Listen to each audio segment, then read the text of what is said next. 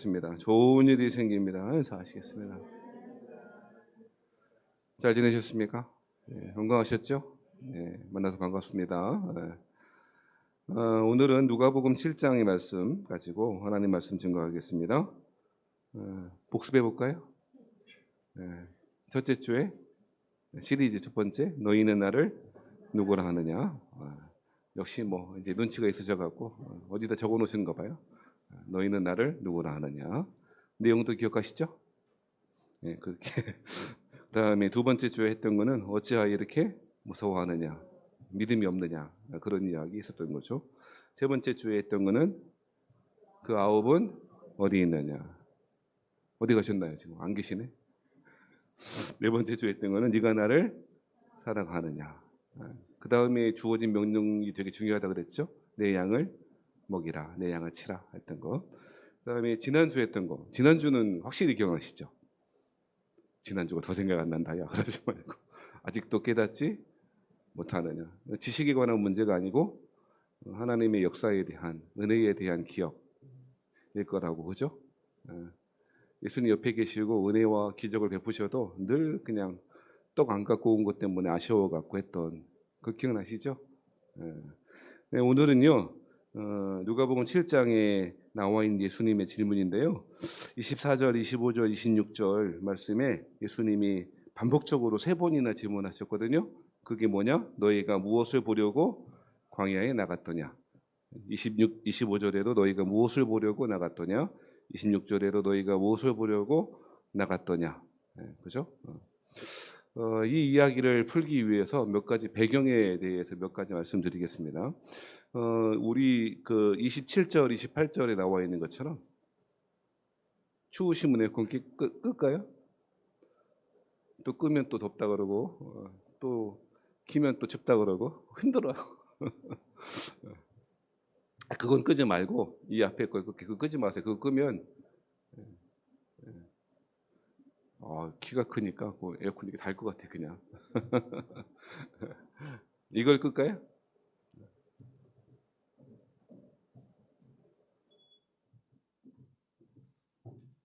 자, 예수님이 세례 요한에 대해서 꽤 아주 좋은 놀라운 평가를 하셨죠. 그게 27절, 28절인데 내가 내 사자를 내 앞에 보내리니 구약 성경을 인용해서 예수님 앞에 세례 요한이 올 것에 대해서 이미 예언했다는 것이고 세례 요한의 사역은 예수님의 길을, 예수님의 사역을 예비하는 것이다라고 하는 이야기를 했고 28절에는 뭐라고 하시냐면 여자가 낳은 자 중에 요한보다 큰 자가 없다. 이런 평가를 하실 정도로 꽤 중요하고 그리고 훌륭한 평가를 예수님이 해주셨죠. 굉장히 놀라운 평가입니다. 예수님 그렇게 칭찬을 이렇게 하신 경우가 많이 없는데 이방인 백부장한테 하신 적이 있죠. 이스라엘 중 이만한 믿음을 본 적이 없다. 뭐 이렇게 하시기도 했고 세례 요한에 대해서 어떤 사람들은 예수님하고 세례 요한하고 친척이기 때문에 너무 과도하게 평가하니까 농담 삼아 또 진지하게 받으시면 곤란하고요. 세례 요한하고 친척인 건 아시죠? 네, 그렇잖아요. 아무튼 세례 요한은 대단한 사람인 것 같아요. 모태에서부터 성령이 충만해갖고 오죽했으면 모태에서부터 성령이 충만해갖고 막 그리스도에 오시면 기뻐하고 뛰어놀았다 할 기록이 성경에 기록되어 있을 정도로 세례 요한에 대해서 예수님은 이렇게 좋은 평가를 많이 하셨습니다. 그것은 세례 요한이 사람들의 인기와 사람들의 관심을 많이 받았음에도 불구하고 자신을 높이려고 하지 않고 사람들의 관심을 자신의 욕망을 채우는 수단으로 삼지 아니하고 오직 그리스도께 집중할 수 있도록 인도하는 역할을 아주 훌륭하게 잘 해냈기 때문일 것이에요. 사람들이 원래 사람들의 누구나 사람들의 관심을 받으면 자기가 잘나서 그런 줄 알잖아요. 그죠? 자기가 다 한 것 같고, 그죠? 말로는 이 모든 영광을 하나님께, 말로는 그렇게 하지만 실제로는 이 모든 영광을 나한테, 내가 잘해서 그렇지, 내가 잘못해서, 내가 뭐 열심히 성공해서 그렇지라고 생각하는 것이죠. 오랜만에 대답해 보시겠습니까? 은혜의 반대말이 뭐라고요? 입 다물고 계신 분들은 뭐 좀 문제가 있는데 은혜의 반대말은 대가라니까. 은혜의 반대말은 비은혜다 이렇게 하면 안 돼요. 은혜는 선물이라는 것이고 대가는 나의 노력으로 행위로 주어진 것이잖아요. 그렇죠? 여러분 은혜를 받으시기 원하세요? 아니면 품삯 받기 원하세요?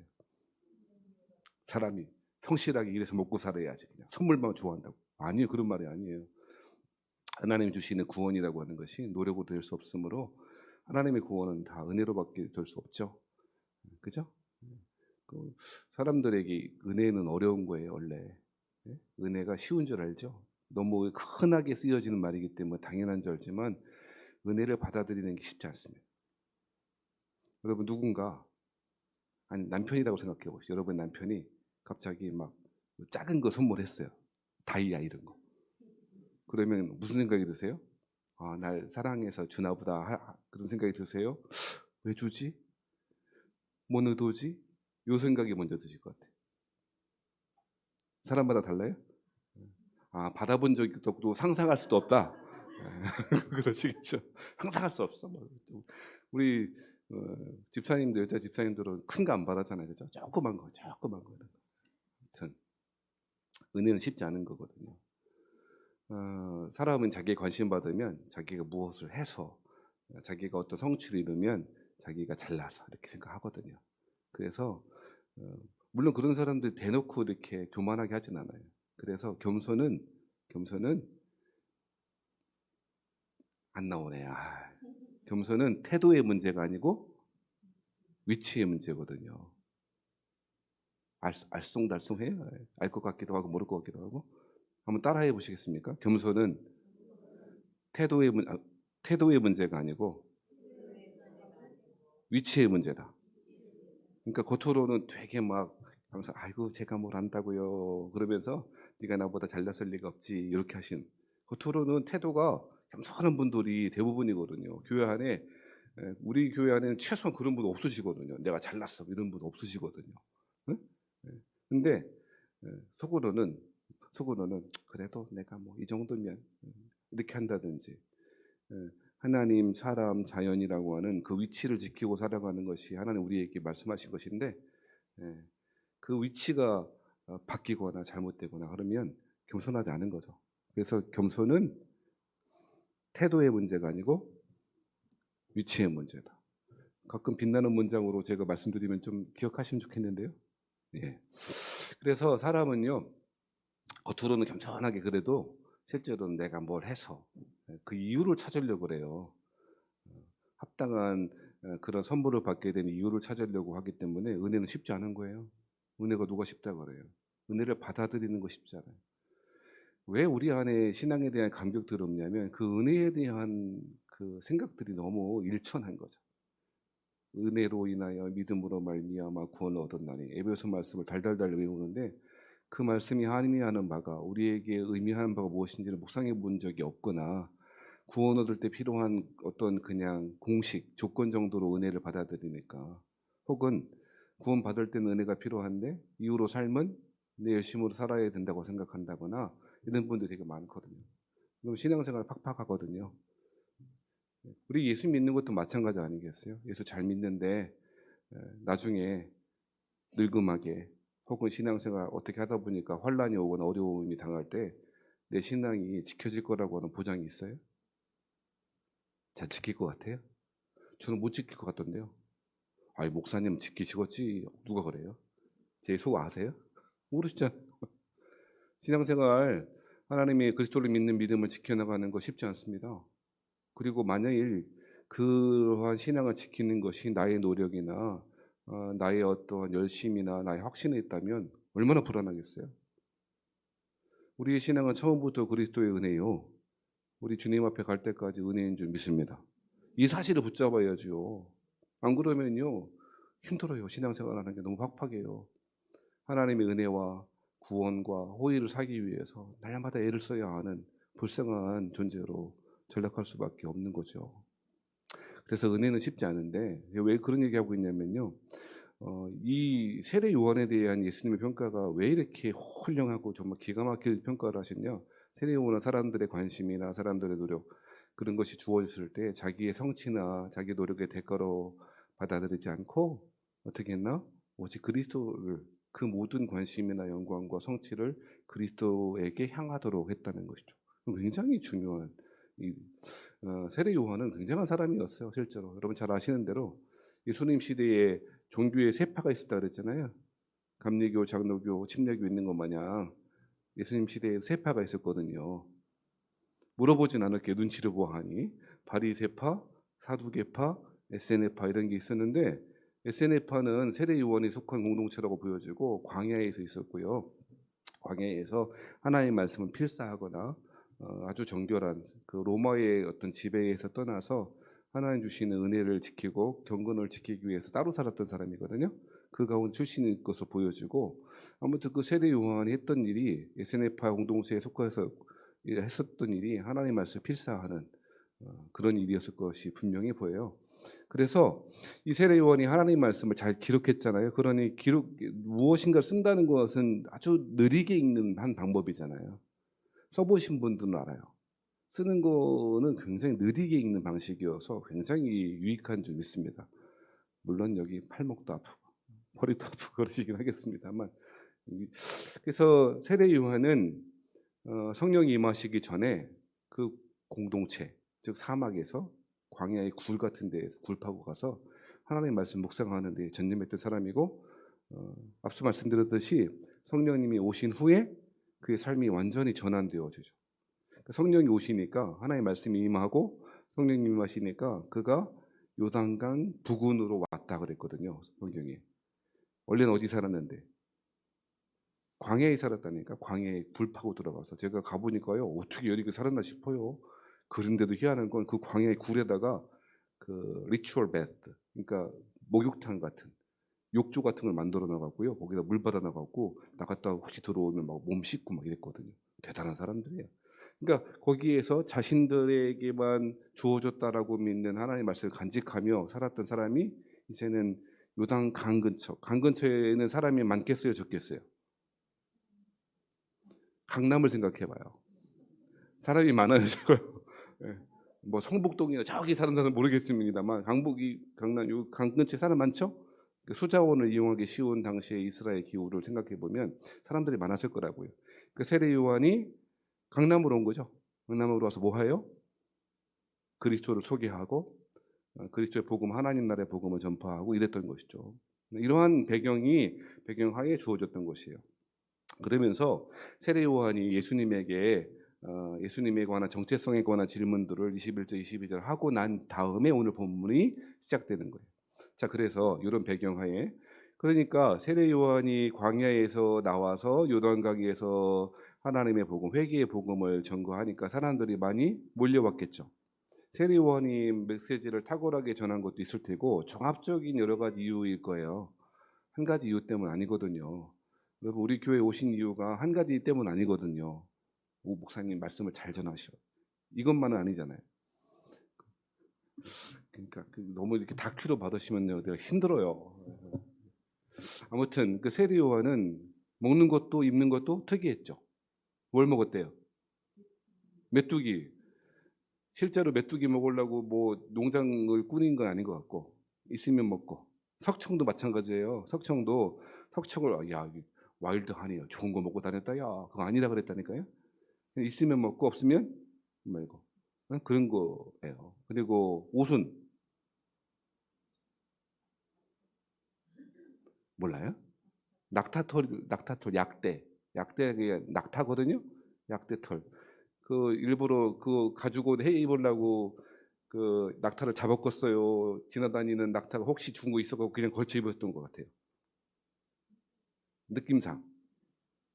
아니 물론 성경에는 안 써 있는데 이제까지 이스라엘 사람들이 약대털 옷 입고 다녀요? 아니면 그냥 천 같은 거 옷배 같은 옷 입고 다녀요?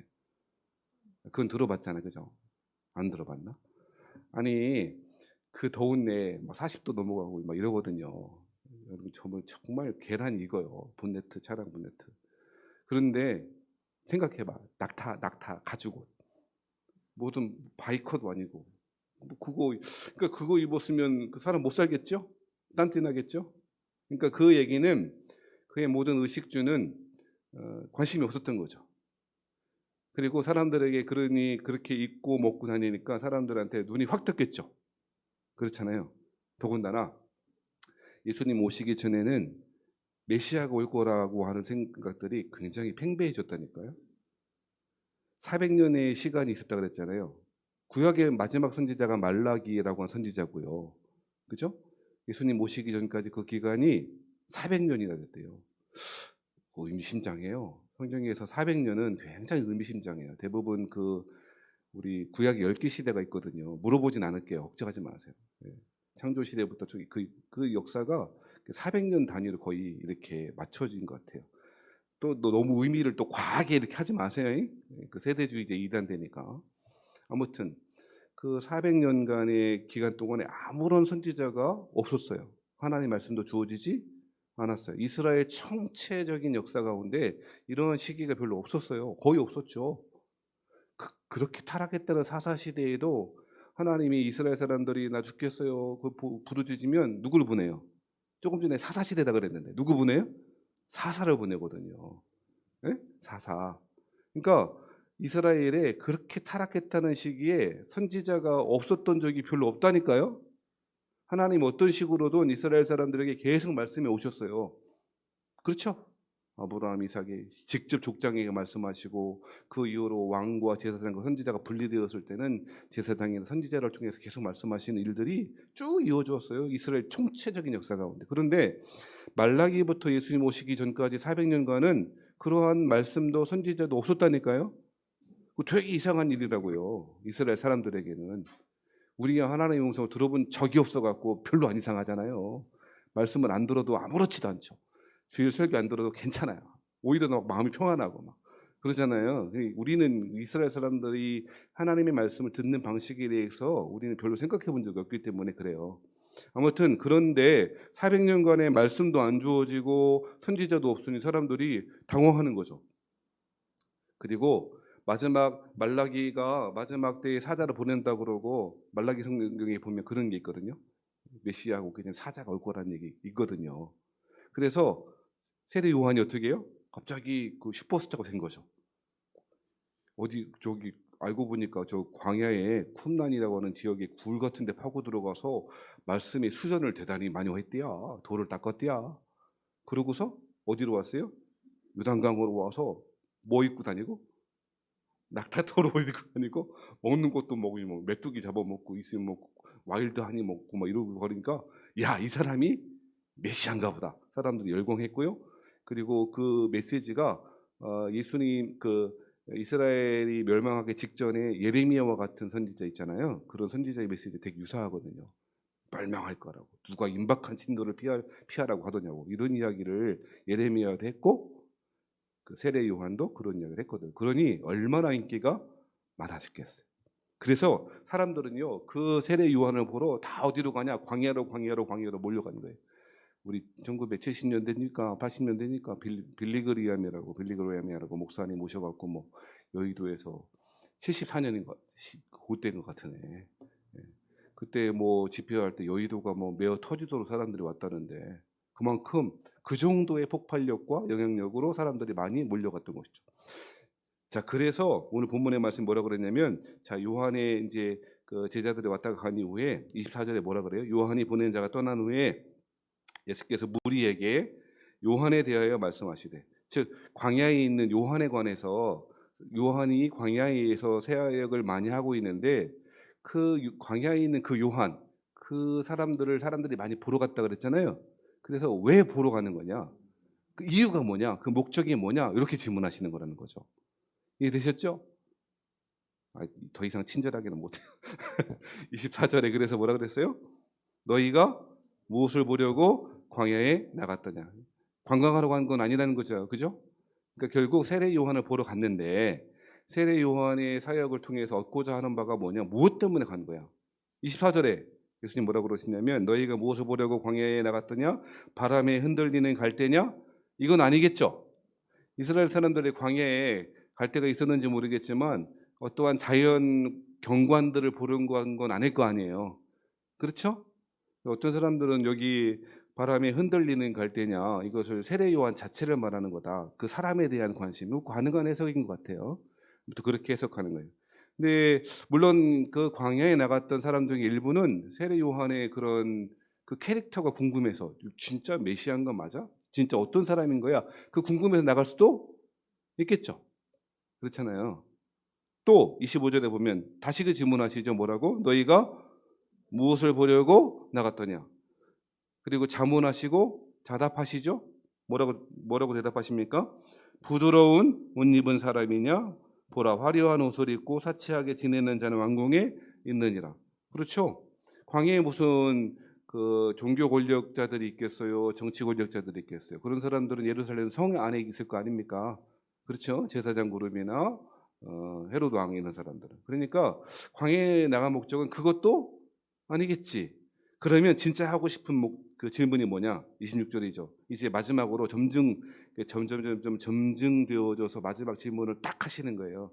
처음에 아무것도 아닌, 사실은 처음에는 목적이 별로 아닌 것 같은 질문, 갈대 보러 간 거 아니지? 아닌데요. 그러면 화려한 옷 입은 사람들, 그 페피 줄임말 쓰면 저도 MZ세대 같이 보일까 봐 그 줄임말 한번 해본 거예요. 우리 저 세정이만 알아듣잖아. 웃잖아. 석소를 아니네. 페피 하니까. 그 이따가 점심 드시고 페피가 뭐요? 물어봐요. 페피 보러 간 건 아니지? 아니지. 그러면 진짜 질문하는 거예요. 뭐 때문에 간 거야? 광야에 왜 나갔는데? 오늘 이야기 질문, 예수님의 질문의 의도를 아시겠죠? 그러니까 오늘 질문의 내용은 이렇게 적용하시고 바꾸시면 더 쉬워 보여요. 너 예배드리러 가잖아. 부흥회도 가고 뭐 빌리그램 집회도 가고 유명한 유튜브도 막 찾아보고 뭐 그렇게 하잖아. 왜 그러는 거야? 뭐 때문에 그러는 거야? 조금 더 확장해 보자면 너 신앙생활 왜 하는 거야? 라고 하는 진지한 질문, 본질에 대한 질문들을 하고 계는 거죠. 사랑하신 여러분, 우리 예배 잘 드리는데 여러분 왜 예배 드리고요? 왜 신앙생활 하는 거고? 왜 성경을 읽고 하죠? 라고 하는 질문이 오늘 본문에 담겨 있는 거죠. 이 이야기는 예수님 당시에 세례 요한을 보려고 나갔던 사람 중에 상당수는 실제로 그 세례 요한이 전하는 메시지를 통하여 받아야 하고 받을 수밖에 없는 것에 관심을 두지 않고 다른 것에 관심이 많았다는 거죠. 이것은 세례 요한에 관한 이야기만 아니죠. 여러분, 예수님이 수많은 기적들을 행하셨을 때 사람들이 예수님에 관심을 뒀어요? 기적 자체에 관심을 뒀어요? 사람이 그만큼 연약해요. 기적이 일어나면 내가 무엇인가를 경험하면 그 경험이 최고의 것인 줄 알고 가장 강력한 자기 삶의 증거라고 생각하기 때문에 하나님 말씀보다 내가 경험한 게 더 중요하다고 여겨요. 그게 아니라고 수도 없이 말해도 내가 무슨 일을 경험하면 그게 최고예요. 여러분, 그거 훈련 안 하면 안 되거든요. 아무튼 예수님도요. 예수님이 오병이의 기적을 행하셨을 때도 그렇고 사람들을 죽은 자를 살려냈을 때도 그렇고 사람들은 그 기적과 표적이 가리키는 의미에 대해 생각하기보다는 예수님 왜 그렇게 하셨지? 라기보다는 그거 자체에만 관심을 뒀다는 거죠. 그래서 그 기적이나 상황이나 여러 가지 하나님이 주신 은혜에 대해서 하나님의 말씀을 그것을 통하여 하나님이 하시는 말씀 받기보다는 자신의 욕망에 따라 그 일들을 바라보는 사람들이 많았다는 것입니다. 사랑하신 여러분, 오늘 6번째 시간인데요. 예수님이 우리에게 이렇게 질문하시는 것 같아요. 너 예배 왜 드리냐? 너 신앙생활 하는 목적이 도대체 뭐야? 너 열심히 잘하는데 이것도 하고 저것도 하고. 저는 여러분 대단하시다고 생각합니다. 이 뜨거운 여름날에 어디 피서 안 가시고, 그죠? 예배당에 나오시려고 애쓰시는 여러분의 대단하고 하나님의 은혜가 넘치실 줄 믿습니다.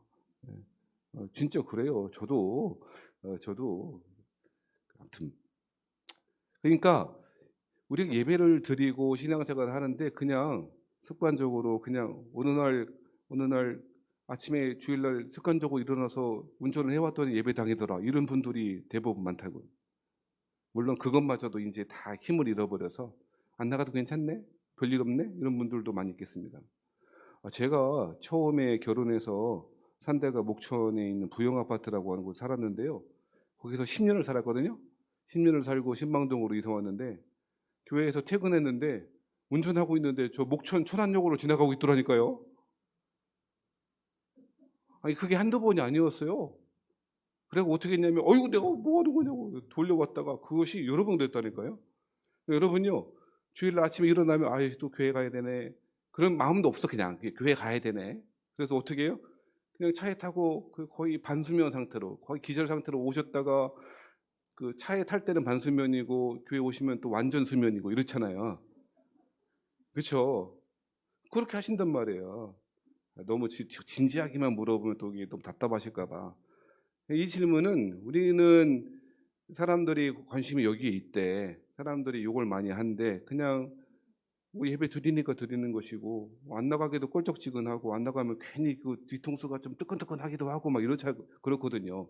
그렇게 하는 사람들이 이스라엘 사람들이 세례요한에 대한 관심을 가지고 갈 때 그랬다는 거예요.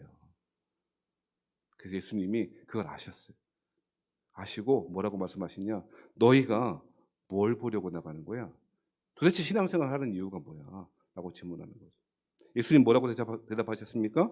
26절 말씀에 내가 너희에게 이르노니 선지자보다도 훌륭한 자니라 라고 하면서 세례 요한의 사역을 소개하고 계시죠.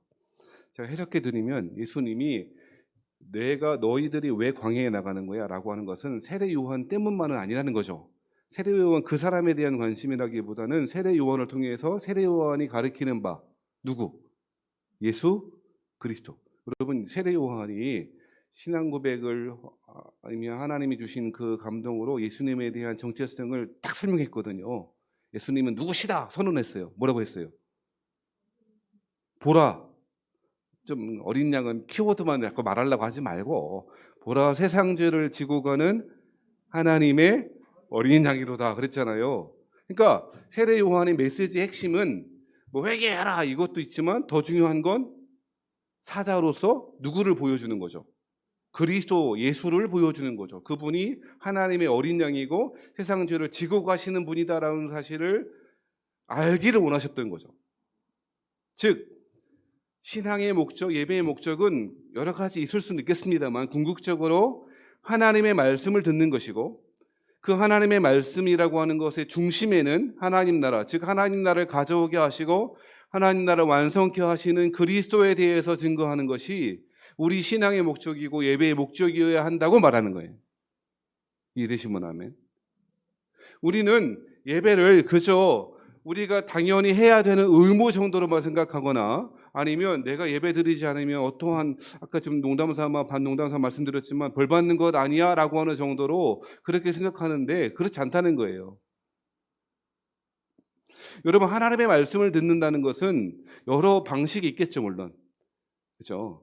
뭐 성경 자체를 묵상하는 것도 중요한 것이고 기도함을 통해서 하나님의 말씀을 듣는 것도 필요하겠습니다. 그리고 설교를 통해서 해석되어진 하나님의 말씀을 듣는 것도 필요하겠습니다만 그 중심에 있는 것은 직접 하나님의 말씀을 들어야 하고 들음을 통해서 하나님의 말씀을 스스로 연구하고 묵상하는 것을 통하여 하나님께 더욱더 가까이 가고 신앙의 교제, 하나님과의 교제가 더 풍성해질 수 있다는 사실을 오늘 본문에서 말하는 거죠. 무슨 얘기냐면 예배의 목적, 신앙생활의 목적은 말씀을 듣는 것이 중심에 있어야 하고 말씀을 듣는 것은 그리스도와 교제하며 그리스도 안아가는 것에 있다고 이야기하고 있는 것입니다. 아니 뭐 당연한 얘기를 저렇게 오랫동안 하신대. 아까 보니까 설교 짧게 한다고 공언하는 것 같던데 짧게는 걸렀다 하지 말고 생각해 보세요. 여러분 책을 읽는다는 것은요. 한 사람의 인생, 한 국가의 역사를 바꾸기도 하고요. 전 세대의 역사를 바꾸기도 해요. 카프카라고 하는 사람 들어보셨잖아요. 커피숍 이름인가? 하지 마시고 카프카라고 변신 뭐 이런 거 쓴 사람 있잖아요.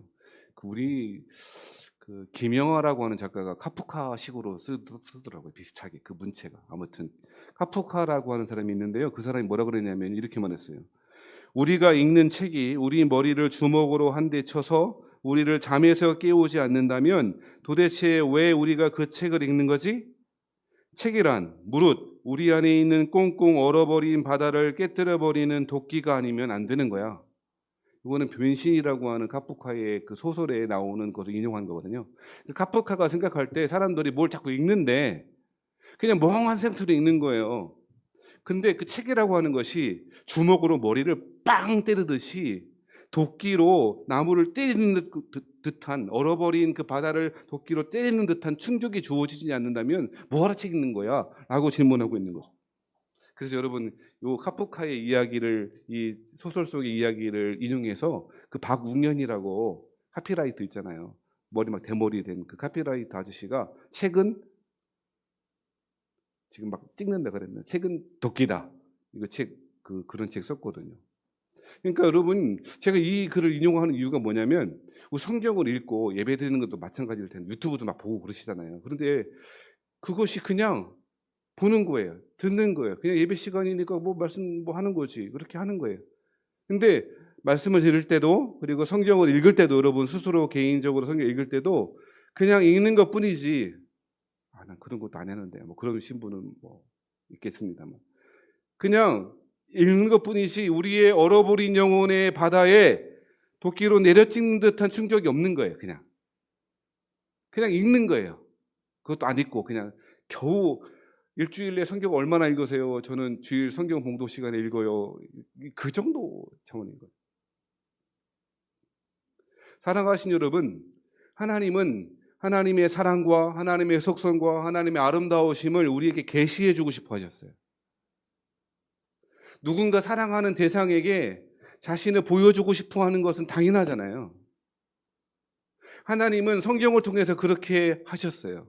그리고 성경을 읽고 하나님의 말씀을 듣는 사람들을 통하여 그 사람들에게 하나님의 아름다우심을 보여주고 하나님과의 교제의 친밀함이 더 증가하게 하셨어요. 그것이 하나님의 방법이었어요. 그래서 기독교 신앙은 체계 종교라 그래요. 아니, 다른 어떤 종교에도 하나님의 말씀, 경전을 중요하게 생각하는 종교가 더러 있긴 합니다만, 기독교 신앙처럼 하나님 말씀, 성경을 중요하게 여기고 하는 사람 종교가 없어요. 우리 믿는 신앙의 핵심 가운데 하나는 성경이 하나님의 말씀이다라고 하는 고백에서부터 출발하잖아요. 그렇죠? 그리고 그 성경이 하나님의 말씀이다라고 하는 그 대전제에서부터 우리 신앙이 그 벽돌이 차근차근 쌓아 올라가고 있거든요. 그렇기 때문에 사탄이요, 이걸 너무 잘 알기 때문에 세 가지 핍박을 해요. 첫 번째는 어떤 핍박을 하냐면요, 처음에 계시 기록자를 핍박했대요. 계시는 하나님의 말씀 이렇게 해도 돼요? 하나님의 말씀을 기록했거든요, 사람들이. 몇 명이요? 또 손가락 모으고 4명이요 하시면 안 돼요. 40명, 대략 40명 정도의 저자들이 썼거든요. 그래서 계시가 기록되지 못하도록 그 계시 기록하는, 하나님의 말씀을 기록하는 사람들을 핍박했대요. 그 다음은요, 중간 생략하고 나중에는 계시가 기록되어지고 했을 때는 계시의 해석을 어지럽게 해요. 그리고 해석을 독점적으로, 하나님의 말씀은 특정한 사람들, 일부의 사람들, 교육받은 사람들만 읽고 해석해야 되는 거야 라는 식으로 바꿔버리고요. 그 이후로 해석 자체를 막 혼돈스럽게 만들어요. 제가요, 아이고 시간이 이렇게 많이 갔네. 제가 어제구나. 어제 누가 저보고 뮤지컬을 티켓을 샀더니 꼭 보러 와라 그래갖고 이미 예약했고 구입했다 가라는 거지. 뭐 선택의 여지가 없이 갔어요. 천안에 뮤지컬 없기 때문에 별로 없잖아요. 서울로 갈 일도 별로 없고. 그래서 봤는데 그 뮤지컬 제목이 더북이라고 하는 거더라고요. 더북. 그 더북은 성경이에요. 성경. 그 성경이 이제 기록됐고 핍박받던 시기에, 그 이야기는 그 롤라드라고 하는 사람 그 파에 대한 얘기거든요. 롤라드를 이야기하려면 존 위클리프라고 하는 사람을 먼저 설명해 볼게요. 큐.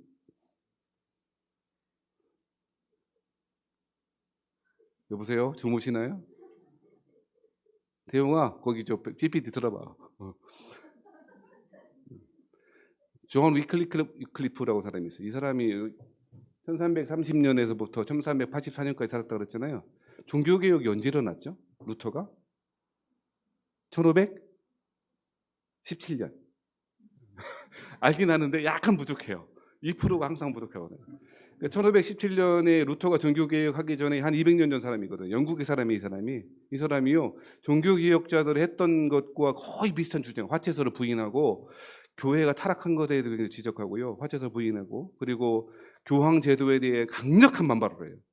말도 안 된다. 교회의 권위는 하나님의 말씀에 있는 것이 그 교황 제도 자체에 있지 않다라고 하는 주장을 200년에 했다. 우리는 루터만 알고 칼빈만 알지. 이미 종교개혁자도 있었어요. 이 존 위클리프가 종교개혁을 해서 종교개혁의 그 샛별, 종교개혁의 할아버지 정도 불리는 이 정도의 사람이에요. 이게 존 위클리프. 근데 여러분 위클리프 하면 뭐가 생각나야 생각 안 나시겠구나. 위클리프 번역이라고 하는 성경이 있어요. 이 사람이 했던 일 가운데 하나가 뭐냐면 당시에 성경을 항상 뭘로 읽어요? 무슨 성경이야? 무슨 언어로 돼 있어요? 라틴어. 우리 라틴어 아는 거 있거든요. 오솔레미오 이런 건 알거든요. 그죠? 그러니까 라틴어로 기록되어 있는데 사람들은 다 문명이 많고 자기 나라의 언어, 영어나 프랑스어나 불란서말이 이런 걸 하는데 라틴어로 하는 거예요. 지금도 라틴어 되게 어렵거든요. 한동일이라고 그 로마에 가서 대법관 시험도 합격한 변호사 있는데 그 사람이 라틴어 공부, 라틴어 문법 이런 책도 쓰고 그거 보니까요. 라틴어가 이렇게 어려운 언어였어. 그래서 아주 싹 정내미가 싹 떨어질 정도 그렇게 어렵거든요. 그러니까 당시에 설교를 어떻게 했냐면 여러분 다 한국말 쓰시는 분들 앞에서 제가 어떻게 하는 거예요 지금? 라틴어로 막 하는 거야. 그럼 여러분 알아들어요, 못 알아들어요? 여러분 알아들으려고 제가 막 그냥 뒤통수가 뭐 한다는 둥 뭐 쉽게 하려고 내가 지금 애쓰고 있는데도 잘 못 알아들으시는 분들 더 있거든요. 그죠? 눈은 뜨고 있는데 그 마음의 눈은 닫고 계시고 이렇게 졸고 계신 분 있을 수 있거든요. 그러니까 생각해봐요. 한국말 같은 모국어로 사용해도 어려운데 라틴어를 했으니까 도대체 못 알아듣는 거예요. 더 놀라운 게 뭔지 아세요? 설교하는 사람도 몰라. 영국 신부가 영국 사제가 라틴어를 어떻게 알고 있어요? 그러니까 라틴어의 몇 가지 성경의 교리 문답이나 사도신경이나 이거를 라틴어로 외우면 그 정도만 외우면 그냥 신부 시켜주는 거예요. 당시에. 그러니까 설교하는 사람도 모르고 듣는 사람도 몰라.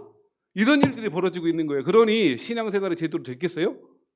그러니까 존 위클리프가 안 되겠다. 이렇게 하면 안 되겠다. 교회가 타락하는 이유는 하나님 말씀을 읽지 않는 것에서부터 출발하고 왜 안 읽는가? 읽을 수준도 안 되고 읽으려고 노력도 안 하고 이제는 더 중요한 이유는 성경을 독점적으로 해석할 수 있다고 교황이 그 제도가 만들고 있기 때문에 그래서요 위클리프가 라틴어 성경을 놀랍게도 영어로 다 번역해놔요. 별로 안 놀라울 거예요. 그렇게 했나 보다. 이 사람이 1324년에 30년 이때 태어났는데요. 1484년에 죽었거든요. 하나님의 은혜인지 기적인지 이 사람이 죽기 딱 2년 전에 전체 라틴어를 영어로 딱 번역해요. 죽기 2년 전에. 그리고 화형당할 위기에 처해지죠. 당연히. 그래서 어떻게 되냐. 이는 죽기 그 번역 다 마친 후에 죽기 전에 중풍이 걸려. 뇌에 될 때. 중풍이 걸려갖고요. 누구도 이 사람 더 이상 활동 못하겠구나 싶은 거예요. 그래서 교황청에서 이 사람 건들지 않고 그냥 죽게 돼요. 죽은 다음에도 열받았던지 교황청에서 열받았던지요. 40년이 지난 다음에 한 교황이 야 위클리프 무덤에 가서 시체 다 꺼내. 그리고 다 불태워요. 그리고 강물에다 뿌려. 그 정도로 이 사람들이 그럼 왜 그렇게 했냐? 교황청의 입장에서 보면 자신들의 권력을 유지하기 위한 가장 중요한 수단은 하나님의 말씀을 해석하는 독점권이 자기한테 있다고 계속 주장해야 되는 거예요. 희한한 건요. 존 위클리프가 이러한 위클리프 번역이라고 하는 영성경을 번역한 다음에 이 사람을 따르는 사람들 생겼거든요. 이 존 위클리프가 하나님의 말씀이 얼마나 중요한지를 알게 되어졌고 가난한 사람들, 어려운 사람들에게 하나님의 말씀을 가르치고 이 성경 말씀을 이 번역한 성경을 전달하고 하는 일들을 하게 되었어요. 그게 누구냐면 롤라드라고 합니다. 롤라드. 여기 보면 막 이렇게 막 전하고 있는 것 같잖아요. 그 롤라드가 뭐냐면 그 중얼거리다라는 뜻이에요. 왜 중얼거리다라고 하는 이름의 롤라드이라는 이름을 가졌냐면 이 사람들이요 성경 말씀을 통째로 외워버렸어요. 아니 물론 66권을 외운 건 아니고 너는 마태복음, 너는 마가복음 제일 짧은 거, 저 집사님은 시편 거의 순교 직전까지 갈 거. 근데 희한한 건요 나누어서 말씀을 외워버려요. 왜냐하면 필사하는 게 어렵고 이 인쇄소리 발달되지 않았기 때문에. 그래서 말씀을 각각이 다 외우는 거예요. 그래서 60년 모이면 뭐가 되는 거예요? 성경 한국이 되는 거야. 그래서 그 어제 봤던 그 뮤지컬이 그 제목이 더 북이라고 합니다. 하나님의 말씀이 된 사람들이라는 뮤지컬이 되는 거죠.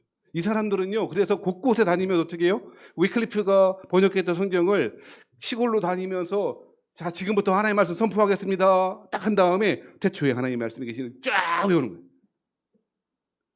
이해되세요? 그런데 놀랍게도 이 하나님의 말씀이 선포되어질 때 이 교회가 영국 사회가 꿈틀꿈틀 움직임이 변화되기 시작하는. 하지만 여러분, 안식까지도 이 롤라드와 위클리프 이 후예들을 교황청이 가만히 놔두지 않을 거예요. 온갖 고문을 했고요. 다 화형시켜버려요. 그리고 더 가슴 아픈 거는 이 롤라드파를 죽일 때 그냥 죽이지도 않고요. 그 사람들 가지고 다니던 책이 있거든요. 그 성경 보요. 목 매달아 죽이거나 화형할 때 책을 같이 목에다 매달라. 같이 불태워. 이게 롤라드의 순교였습니다. 이것이 1300년 루터가 종교개혁하기 전 한 150년 그 이전에 있었던 일이에요. 그런데 여러분, 이러한 영향, 여러분 아까 전에 존 위클리프가 죽어서 죄를 강물에 뿌렸다 그랬잖아요. 한 사람이 예언했어요. 이 뿌려진 위클리프의 죄가 이 잔여물이 강물을 따라 흘러가듯이 하나님의 복음의 말씀이 유럽 전역으로 흘러갈 것이다. 그런데 그 예언은 성취되었고요. 여러분 잘 아시는 대로 1517년에 루터가 종교개혁을 했던 것이죠. 근데 여러분이 루터 종교개혁 했을 때 루터가 종교개혁의 시발점이고 원동력이었던 게 뭔지 아세요? 하나님의 말씀이에요. 말씀에 대한 반경. 로마서 1장 17절 말씀 여러분 잘 아시는 대로 오직 의인은 믿음으로 말미암아 살리라라고 하는 수도 없이 들어봤을 법한 말씀에 대한 새로운 재조명, 재발견이 종교개혁의 출발이었고 루터가 있기 전에 롤라드가 있었고요. 롤라드가 있기 전에 존 위클리프가 있었던 거죠. 물론 체코의 요한 후스라고 사람도 있었고요. 우리는 루터만 기억하지만 사실은 책의 사람들, 하나님의 사람들, 말씀의 사람들이 있었기에 이 종교개혁의 시작은 사실은 위클리부터 그 전부터 시작되었던 것이죠. 그래서 여러분 아시는 대로 하나님의 말씀을 새롭게 발견한 이 루터가 어떻게 합니까? 이게 뭐예요? 95개죠?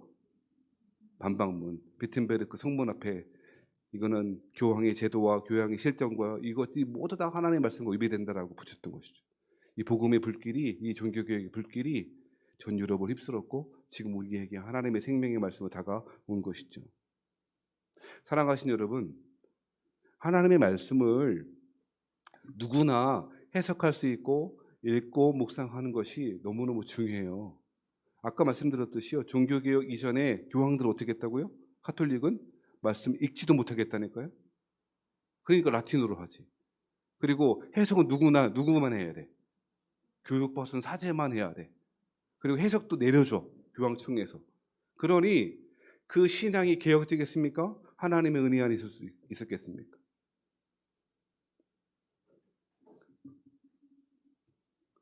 말씀을 준비하다가 아모스 말씀이 생각나더라고요. 이 말씀을 전달해 드리고 마치겠습니다. 아모스 8장 11절에 보면 하나님을 버린 사람들에게, 하나님을 떠난 사람들에게 심판으로 주어진 것이 있대요. 우리 생각하면 하나님 심판하실 때 뭘로 심판하시나? 뭐 재앙을 주시거나 아니면 뭐 여러 가지 어려움을 주시거나 이럴 것 같잖아요. 그렇죠? 그 심판 축에도 못 껴요. 그냥 하나님 우리를 되돌아오시는 방편 중에 하나로 하시지. 근데 아모스 보니까 타락한 이스라엘 사람들에게, 하나님을 떠난 백성들에게 하나님 심판하신 내용이 아모스 8장 11절 말씀입니다. 제가 읽어드리겠습니다. 아모스 8장 11절 말씀. 주 여호와의 말씀이니라. 보라, 날이 이를지라 내가 기근을 땅에 보내리니 양식이 없어 주림이 아니며 물이 없어 가람이 아니요 여호와의 말씀을 듣지 못한 기갈이라. 심판이 뭐예요? 가뭄이 있을 거래. 그런데 비가 안 오는 가뭄, 그게 아니래. 그건 심판이 아니래. 양식이 없어서 줄이게 된 것 아니래. 물이 없어서 갈증이 생기는 것도 아니래. 어떤 기근, 어떤 심판이 다가온다고 말합니까? 하나님의 말씀을 듣지 못한 기갈이에요. 근데 여러분 보세요. 조금 이상한 생각이 안 들어요? 이스라엘 사람들이 하나님의 말씀을 못 들어요? 아니라니까요. 하나님의 말씀을 항상 들어요. 성전에 가기만 하면 알아듣든 못 알아듣든 제사장이 말씀을 듣고 읽잖아요. 그렇죠? 이 이야기는 그러니까 우리 주변에 성경이 부족하거나 성경이 없거나 뭐 말씀을 들을 만한 통로가 끊어졌다거나 하는 건 아니네요. 그런데 하나님이 우리에게 향하신 하나님의 아름다우신 하나님 보여주는 말씀, 생명의 복음 말씀은 들을 수 없다는 거예요. 제가 그래서 그런 얘기 했잖아요. 홍수가 나면 제일 필요하고 또 제일 모자란 게 있다고. 뭐라고? 처음 들어보는 것처럼 그러지 마시고. 그건 한 얘기 또 하고 또 하고 하거든요, 항상. 홍수가 나면 제일 모자란 게 뭐예요? 돈? 돈 말고. 홍수가 나면 제일 모자란 게 물이요. 제일 필요한 것도 물이요. 거기 홍수난 지역에 가보면 막 소방차로 와갖고 막 물로 착 가보면 흙탕물 뿌려내야 되고 씻어내야 되고 먹을 물도 부족하고 홍수나면 먹을 물 부족해요.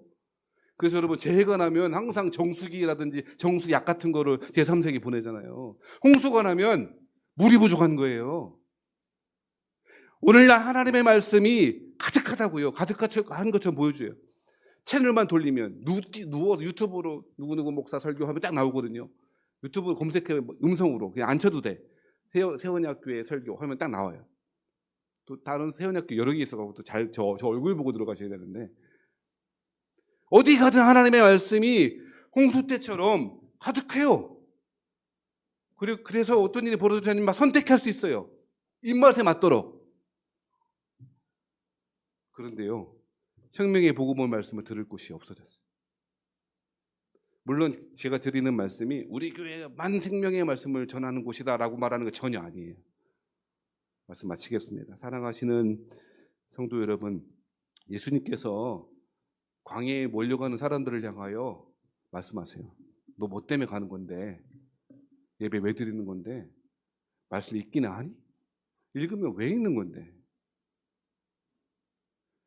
우리의 신앙의 열심과 신앙의 목적과 예배의 목적이 그리스도 예수를 알고 사랑하는 것에 맞춰지지 않는다면 홍수 때 물 부족하듯이 우리 마음에 영적인 기근이 찾아올지도 모르겠어요. 바라건대 하나님의 폭포수와 같이 부어주시는 생명의 생수로 우리의 마음이 가득 적셔지시는 은혜가 저에게도 여러분에게도 있기를 주 여러분으로 축원합니다.